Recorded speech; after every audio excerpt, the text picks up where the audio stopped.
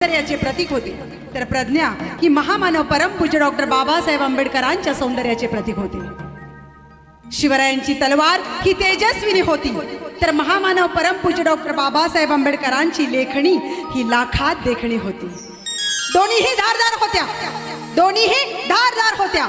शिवरायांच्या तळपत्या तलवारीनं स्वराज्य खेचून आणलं, शिवरायांच्या तळपत्या तलवारीनं स्वराज्य खेचून आणलं आणि त्याच स्वराज्याचं रक्षण करणारं भारतीय संविधान महामानव परमपूज्य डॉक्टर बाबासाहेब आंबेडकरांनी निर्माण केलं।